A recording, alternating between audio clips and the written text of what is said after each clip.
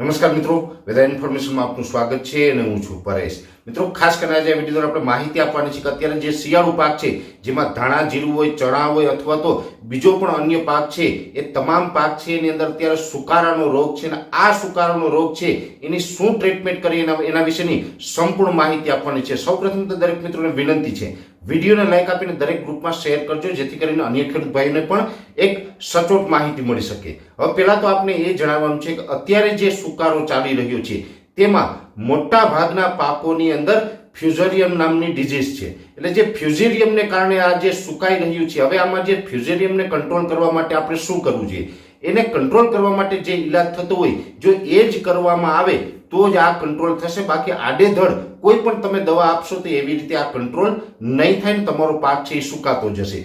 અત્યારે જે સુકારો છે એમાં પહેલી વાત તો તમારે એ ધ્યાનમાં રાખવાની છે કે યુરિયા જેવા જે ખાતરો છે જે છોડને વૃદ્ધિ કરે છે એવા ખાતરો અત્યારે આપશો નહીં। ખાસ કરીને યુરિયા જે છે એ અત્યારે તમામ પાકને આપવાનું બંધ કરશો। જો યુરિયા આપશો તો આ સુકારામાં વધારો થશે।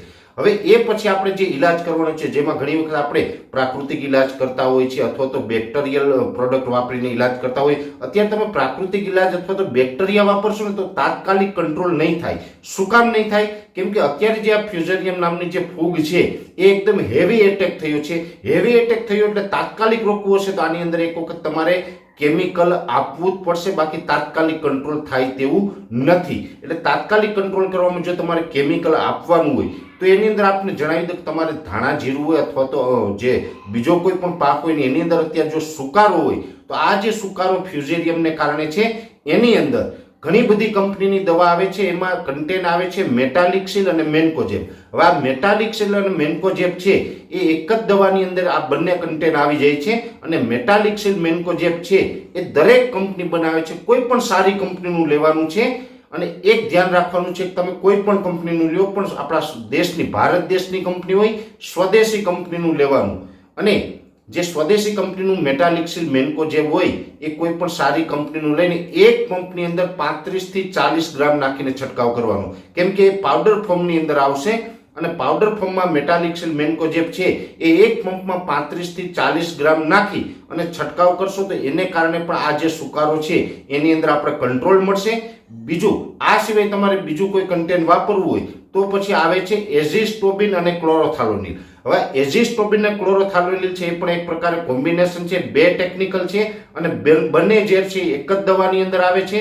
એ પણ દરેક કંપની બનાવે છે, કોઈ પણ સારી કંપનીનું એઝિસ્ટોબિન અને ક્લોરોથાલોનિલ છે એ લેવાનું। એ પણ જે એઝિસ્ટોબિન ક્લોરોથાલોનિલ છે એ લિક્વિડ ફોર્મમાં આવે એટલે કે પ્રવાહી ફોર્મમાં આવે છે અને એનું પ્રમાણ રાખવાનું છે 35 થી 40 ml। એટલે કાં તો તમે મેટાલિક્સિલ મેન્કોજેબનો વપરાશ કરો અથવા તો એઝિસ્ટોબિન અને ક્લોરોથાલોનિલનો વપરાશ કરો। અને આ બંને જે હું તમને દવા બતાવી રહ્યો છું, આ બંને દવા છે દરેક કંપની બનાવે છે। તમે કોઈ પણ કંપનીની લઈ શકો, કોઈ પણ સારી કંપનીનું લઈ અને મેટાલિક્સિલ મેન્કોજેબ હોય તો કાં તો એનો છંટકાવ કરવો અથવા તો એઝિસ્ટોબિન ક્લોરોથાલોનિલનો છંટકાવ કરવો। વ્યવસ્થિત છંટકાવ કરવાનો અને અત્યારે છોડની ઉંમર પ્રમાણે થોડુંક પાણી પણ ઉતારવાનું, એટલે કે પંપ છે એ પણ વધારે કરજો। ઘણી વખત એવું બનતું હોય છે કે 1 એકરની અંદર માત્ર 2 થી 3 પંપ કરતા હોય, પણ એવું હવે નહીં ચાલે। 1 એકરની અંદર તમે કમસે કમ 5 કરતા વધારે પંપ કરજો અને જો છોડની હાઈટ વધારે હોય તો એનાથી પણ વધારે પંપ કરી શકાય। એટલે થોડુંક પાણી ઉતારવાની પણ કાળજી રાખજો અને ઉપરા ઉપર જો 8 થી 10 દિવસના અંતરે 2 સ્પ્રે થઈ જશે તો સારામાં સારું પરિણામ મળશે ને આ સુકારો છે રોકાઈ જશે અને આપણે જે અત્યારે પાક નિષ્ફળ જાય એવી પરિસ્થિતિ ઊભી થઈ છે એમાંથી આપણે બચી શકશું। એટલે દરેક ખેડૂત ભાઈઓ મારી વિનંતી છે કે આ બે દવા જે બતાવી એઝિસ્ટોબિન અને ક્લોરોથાલોનિલ અથવા મેટાલિક્સિલ મેન્કોજેબ, બેમાંથી કોઈ પણ એકનો છંટકાવ કરવાનો છે, બંનેનો નહીં। એટલે કોઈ પણ એકનો છંટકાવ કરો અને તમે કોઈ પણ આડેધડ કોઈ પણ દવા નાખી અને ખોટા તમારા પૈસા બરબાદ નહીં કરતા।